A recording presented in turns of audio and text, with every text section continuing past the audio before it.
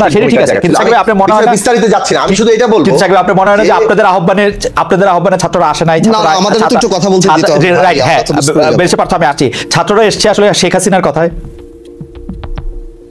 হ্যাঁ, শেখ হাসিনার অবশ্যই শাসকদের একটা রোল থাকে, তো আপনি তো এটা ক্রিয়ার একটা প্রতিক্রিয়ার জায়গা আছে। 14 তারিখে যেভাবে রাজাকারের নাতিপুতির সাথে পুরো আন্দোলনকারীদের তুলনা করা হলো, এটা পুরো আন্দোলনটার পলিটিক্যাল ডাইমেনশন, একটা কোটা সংস্কারের একটা পলিটিক্স আছে, কিন্তু এটাকে সম্পূর্ণ ফ্যাসিস্ট শাসন ব্যবস্থা বিরোধী একটা সংগ্রামের জায়গাতে এটা উত্তীর্ণ করলো। পরের দিন যখন ছাত্রলীগ হামলা করলো, তার পরের দিন যখন আমার মনে হয় পুলিশ দিয়ে গুলি করা হলো, আবু সাঈদের সাকিব আপনি ধন্যবাদ। সাকিব একটু একটা পাঠ্য 30 সেকেন্ড আমাকে দেন, আপনি তারপরে বলেন। আমি যে জায়গাটা বলতে চাইছিলাম, যে সেনাবাহিনীর কথাটা আপনারা তুললেন, যখন একটা গণ অভ্যুত্থান হয় তখন মানে ওই রাষ্ট্র দেশের মধ্যে সমস্ত অংশই কিন্তু তারা প্রভাবিত হয়ে পড়ে, এবং তার প্রভাব যেভাবে সঞ্চারিত হয়েছে, এখানে দুটো পজিশন নেওয়ার জায়গা ছিল। হয় আপনি অভ্যুত্থানের প্রবল চাপে তার সাথে যুক্ত হয়ে পড়বেন, আর না হয় অভ্যুত্থানের বিরুদ্ধে সরাসরি অবস্থান নেবেন।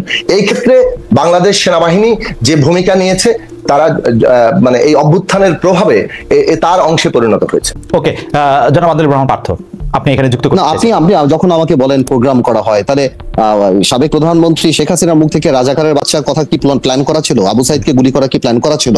নাহিদকে 30 তারিখে মেনে নেওয়ার পর আবার 3-4 জনকে নিয়ে পিটানো, মানে হারুনের কাছে দিয়ে আসা, সেটা কি প্ল্যান করা ছিল? এবং লাস্টে দাঁড়িয়ে যে আমাকে একটু অনুমতি দিবেন, মানে শেখ হাসিনা সাবেক প্রধানমন্ত্রী 15 জুলাই সংবাদ সম্মেলনে যে আচরণ করেছেন, সেই আচরণ থেকে, সেই আচরণ যে 14 জুলাই যে আচরণ করেছেন, সেই আচরণ যে 13 জুলাইয়ের আচরণ থেকে খুব বিপরীতমুখী, ব্যাপারটা এরকম না, কিন্তু উনি তো এইভাবেই কথা, আমি সেটাই বলার চেষ্টা করতেছি। এক একটা সিকোয়েন্স জন্ম নিয়েছে এটাতে আগে থেকে, এবং লাস্টে এসে যখন বললো যে সকল রাজনৈতিক দলের সহযোগিতা আমরা চাই, একটা পর্যায়ে কিন্তু রাষ্ট্রে সব জায়গাতে, তারপর প্রাইভেট ইউনিভার্সিটির ছেলেরা যেভাবে নেমে আসলো, যাদেরকে অবশ্যই যে ভূমিকা নিয়েছে, যেই ভূমিকাটা তারা নিয়েছে, এবং তারপর এই যে বিএনপি 400 লোক মারা গেল, আমাদের 4 জন লোক মারা গেল, নূরের 8 জন মারা গেল, জামাতের মারা গেল, এই যে মারা গেল, সবাই সব দিক থেকে নামলো, এগুলি কি সবই প্ল্যান? এগুলি আচ্ছা ঠিক আছে, ঢাকা ইউনিভার্সিটিতে কতজন ছেলে মারা গিয়েছে বা শহীদ হয়েছে, প্রাইভেট ইউনিভার্সিটিতে আরো সব, আমার কথা হলো আসলে না, এই কথাগুলি না ওদের প্ল্যান ছিল, আপনারা যুক্ত হয়েছেন, আপনারা স্বৈরাচারকে ফেসিস্ট সরকারকে সরানোর জন্য আপনারা যুক্ত হয়েছেন, ওদের প্ল্যান ছিল, এটাও তো না আমাদের প্ল্যান ছিল, তো আমরাও তো যুক্ত হয়েছি, প্ল্যানগুলি তো তখন ওরা আমাদেরকে চিঠি লিখে দেয়নি, আমরাও তো জেল খেটেছি, আমরাও তো শুনেন ভাই, এটা যখন যে পকেট করতে যাবে সে তত বেশি বোকামি করবে। আসলে এই কথাটা রাইট না, এটা আমি একটা জিনিস বড় হয়েছে, এটা একটা মহল চায় ওনাদের অবস্থান জাস্টিফাই করার জন্য, যাতে করে ওনাদের ক্যাবিনেট মন্ত্রী মন্ত্রণালয়ের অবস্থাটা ভালো থাকে, বারবার বাচ্চাদের কথা বলে, বাট এখন বাচ্চারা নিজেরাও রিয়েলাইজ করে যে সবাইকে নিয়ে এটা করা হয়েছে, গণ অভ্যুত্থান একা কেউ করতে পারে না, এটা প্ল্যান করা হয় না, এটা আল্লাহ করিয়েছে। আমার বিশ্বাস যতদিন আমরা প্ল্যান করেছি হয় না, যখন আল্লাহর উপর ছেড়ে দিচ্ছি সে কাছে কবে যাবে, আল্লাহ এটা প্ল্যান, তখন আবাবিল পাখি। আমাকে একটু 30 সেকেন্ড দেন। সেটা হচ্ছে যে দেখুন, আমি ছাত্র নেতৃবৃন্দের যে ভূমিকা, সেটাকে কোনোভাবে আমাদের খাটো করার কোনো চেষ্টা আমার বক্তব্যের মধ্যে নাই। আমি বলতে চাইছি যে এই পুরো আন্দোলনের যে সিকোয়েন্সে তাদের প্রত্যেকটি অংশে গুরুত্বপূর্ণ ভূমিকা রেখেছেন, খুবই অসাধারণ ভূমিকা রেখেছেন। কিন্তু আমি শেষ করি, 28 অক্টোবরের আগেও, 28 অক্টোবরের পরেও আমরাও কিন্তু পরিকল্পনা করেছি এই ফ্যাসিস্ট সরকারের বিরুদ্ধে একটা গণ অভ্যুত্থান করা। গণ অভ্যুত্থানের কথা 14 সালের পর থেকেই বহু বক্তৃতায় বলেছি, বিশেষত গত 5 বছরে তো বলতে বলতে মুখে ফেনা তুলে ফেলেছি। কিন্তু প্রশ্নটা হচ্ছে এগেইন, গণ অভ্যুত্থানের ওই ঐতিহাসিক মুহূর্তটা তৈরি করার ক্ষেত্রে আপনার কারো মানে পরিকল্পনা করলেই সেটা কাজ হয় না, সেটার অনেকগুলো ঘটনা একটা বিন্দুতে কোয়েনসাইড করে, সেই কোয়েনসাইড করার ঘটনাটা এটা। আমি আসলে সাকিব আপনি একটু, আমি বলি, আমি এটাতে আপনার সাথে খুব তর্ক করতে চাই না বা পার্থের সাথে দ্বিমত করতে চাই না, কিন্তু আসলে ফুটবল খেলার উদাহরণ দিয়ে যদি বলি যে একটা তো হচ্ছে গোল করা, আর একটা হচ্ছে অ্যাসিস্ট করা, মাঝখানে পিছনে কোথায় কোন খেলা হয়েছে সেটা কি এটার সাথে আসলে খুব গুরুত্বপূর্ণ? অ্যাসিস্ট আর স্কোরই তো আসলে মানে কাজে লাগে। তো আপনি যদি গণ অভ্যুত্থানের ক্ষেত্রেও সেভাবে আপনি দেখেন, সেক্ষেত্রে স্কোর আর অ্যাসিস্ট না থাকলে আপনার অ্যাসিস্ট আর গোলটা তো আলাদা করে আসে। আচ্ছা এনিওয়েজ এখন ঠিক আছে, ওনারাই ভালো, ওনারাই না আচ্ছা ঠিক আছে, এটা নিয়ে নিশ্চয়ই আমরা আরো অনেক কথা বলতে পারবো, কে কোথায়। না আমি কথা বলি, আপনি এটা খালেদ, আমরা যেহেতু আলোচনা করছি, এই যে জমিনটা তৈরি হয়েছে, যে কারণে ধরুন মানে এই যে নেমে পড়েছে ঢাকা সহ বিভিন্ন অঞ্চল, আওয়ামী লীগের আওয়ামী লীগ এত খারাপ শাসন করেছে, আওয়ামী লীগের কৃতিত্ব, আওয়ামী লীগ এত খারাপ শাসন করেছে যে সবাই বিরক্ত ছিল আওয়ামী লীগের উপর।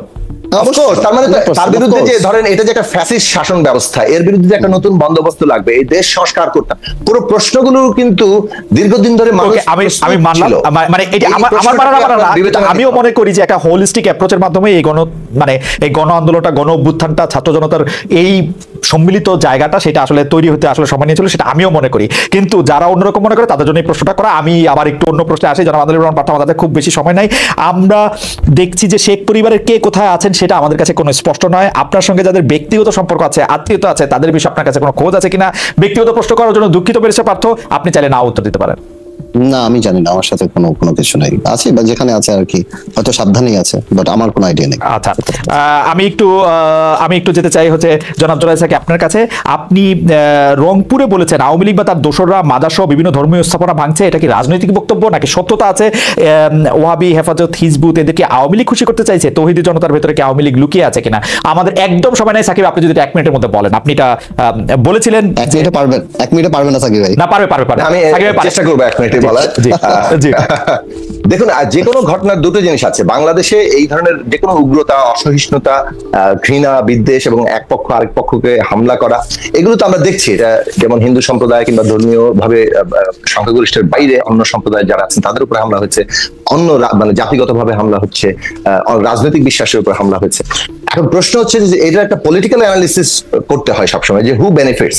এই মুহূর্তে বাংলাদেশে এই হামলাগুলোর দ্বারা বাংলাদেশকে আবার বিশ্বে যেভাবে চিত্রিত করা হচ্ছে যে বাংলাদেশ একটা জঙ্গি রাষ্ট্র হয়ে যাচ্ছে, এখানে সমস্ত কোট আনকোট সংখ্যালঘুরা খুবই বিপদের মধ্যে আছে, এই পুরো বিষয়টা যে প্রচারণা যেভাবে যাচ্ছে, তাতে এটা পরিষ্কার যে এই ঘটনার মধ্যে একটা পরিকল্পিতভাবে ঘটানোর একটা ইন্ধন আছে। তার মানে জমিনে কিছু লোক তো প্রস্তুত থাকে বলেই সেখানে আগুন দেওয়ার চেষ্টা করলে আগুনটা লাগে। বাংলাদেশে যে অসহিষ্ণুতা এবং এই উগ্রতা যে আছে, এটা তো আমরা অতীত দেখেছি, কিন্তু এখন পরিকল্পিতভাবে পরিষ্কারভাবে মনে হচ্ছে যে এই ঘটনাগুলো ঘটিয়ে বাংলাদেশকে এই সরকার অকার্যকর, এটা ডিস্টেবিলাইজ করা, এই ঘটনা এটা ঘটানো হচ্ছে, যার ফলে এর লাভ চেয়ে পরিষ্কারভাবে পতিত ফ্যাসিস্ট শক্তি ভারতের বিজেপি এটা পরিষ্কারভাবে বলছে। আমার মনে হয় বিশেষ করে ভূমিকা দেখলে আমি এই বিষয়ে খোলামেলায় বলতে চাই, আমার মনে হয় যে বিশেষ করে ভারতীয় মিডিয়ার ভূমিকা, যেটি এই সরকার দায়িত্ব নেওয়ার পরে তারা যে ভূমিকা নিয়েছে, আমার মনে হয় না মানে অবিশ্বাস্য, মানে ভবিষ্যতের ভূমিকা নিয়েছে, এটা কি খুব স্বাভাবিক মনে হয়? না, স্বাভাবিক মনে হয় না দেখি তো বলছি। ভবিষ্যতে গণযোগাযোগ ও সাংবাদিকতা যারা পড়বেন, যারা জার্নালিজম পড়বেন তাদের নিশ্চয়ই এটি একটি মানে গবেষণার ব্যাপার হবে আর কি। এটা ল্যাবরেটরি গবেষণা করা দরকার যে তারা আসলে কি করেছে। মানে এটা স্বাভাবিক গবেষণা, আসলে এটা একটা ফরেনসিক অ্যানালাইসিস হওয়া দরকার। এটা ফরেনসিক অ্যানালাইসিস হওয়া দরকার। জনাব আদালুর রহমান পার্থ, সম্ভবত আমাদের শেষ প্রশ্ন, টাইম আর একদমই নাই। আপনি বিএনপির সঙ্গে জোটে ছিলেন, তারপরে জোট থেকে বেরিয়েছেন, যুগপৎ আন্দোলনে ছিলেন না। এখন অবস্থা যেরকম দেখা যাচ্ছে যে ভবিষ্যতের নির্বাচনে বিএনপি একটা জোট করতে পারে, জামাত একটা জোট করতে পারে, আপনি তখন কি করবেন? বিএনপির সঙ্গে জোটে যাবেন, জামাতের সঙ্গে জোটে যাবেন, একলা থাকবেন? এই ব্যাপারে আপনার কোনো চিন্তা এই মুহূর্তে আছে কিনা? বিএনপি জোট করতে পারে, জামাত জোট করতে পারে, আমিও তো জোট করতে পারি। আপনি এটা ধরলেন না কেন? আপনিও করতে, সেটি জানতে চাইলাম আর কি। আপনিও জোট করলে বিএনপি বা জামাতকে নেবেন কিনা? আপনি জোট করলে বিএনপি জামাতকে ডাকবেন কিনা? আমি বিএনপির সাথে জোট করছি না, আপনি আমার অধীনও তো একটা জোট হতে পারে, রাইট, হতে পারে, আমরা মিলেও তো একটা জোট করতে পারি, তাই না?